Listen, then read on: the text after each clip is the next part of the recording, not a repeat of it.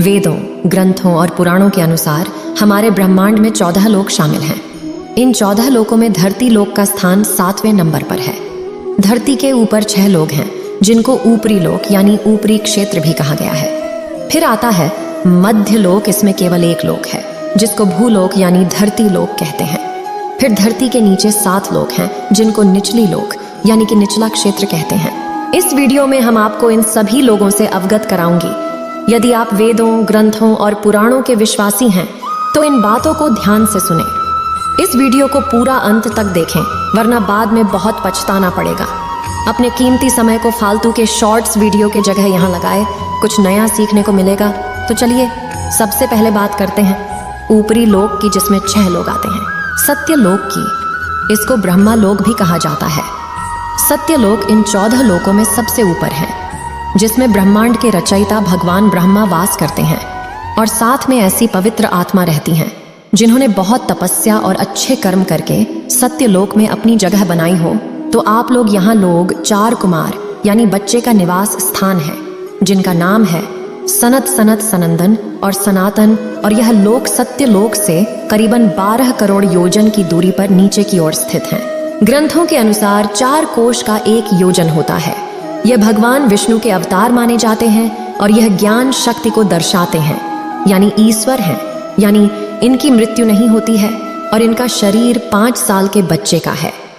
अपनी पवित्रता और साफ मन के कारण इनको हर लोक में जाने की अनुमति है।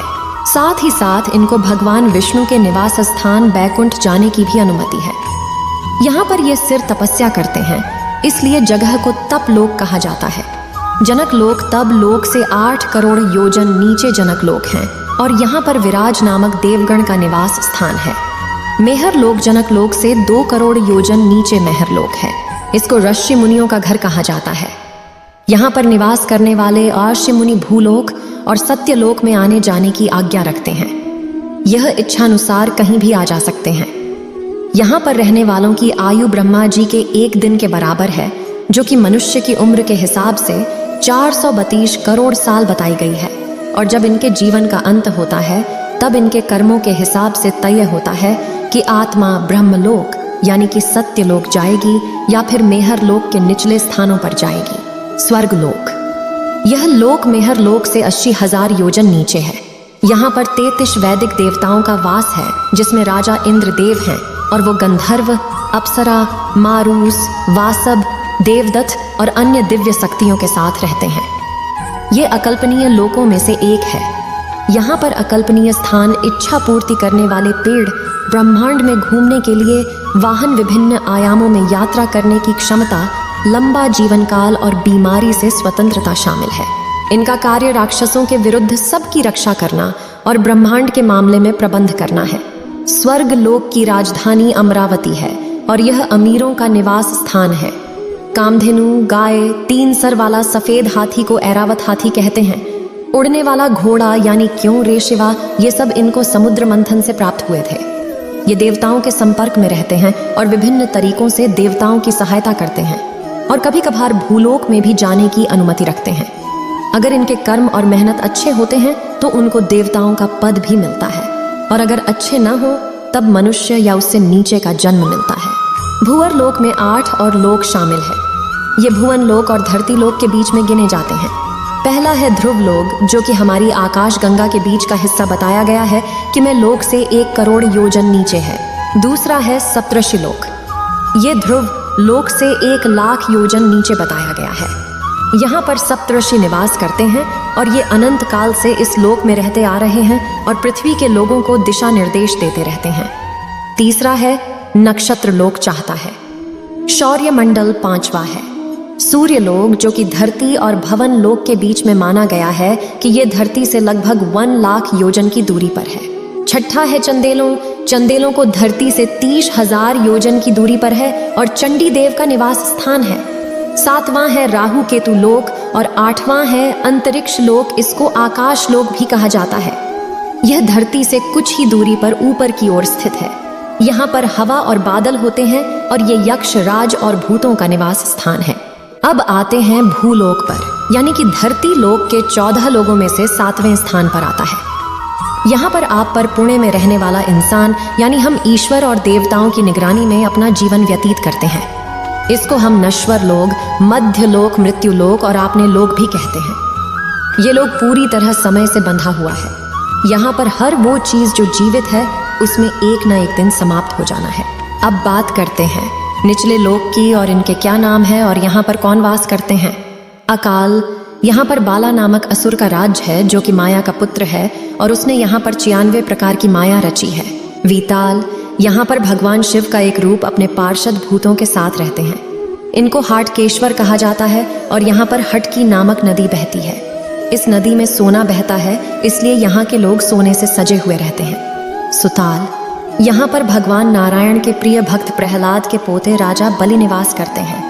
इनको राक्षस की श्रेणी में सबसे पवित्र राक्षस माना जाता है। सुताल लोक का निर्माण भगवान विश्वकर्मा ने किया था।